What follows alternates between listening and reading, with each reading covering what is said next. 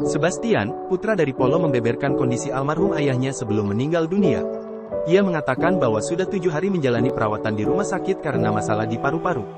Sempat membaik, namun tadi pagi Polo sempat batuk berdarah sebelum akhirnya meninggal dunia. Bapak sakit paru-paru sesak napas, 7 hari terakhir kondisi sudah membaik, ucap Sebastian saat dihubungi awak media, Rabu, tanggal 6 Maret tahun 2024. Tapi tadi bapak pagi batuk-batuk ada bercak darah, tanyain Bang Rizal, terusnya. Mewakilkan sang ayah, Sebastian mengucapkan permohonan maaf atas kesalahan yang pernah dilakukan almarhum ayahnya.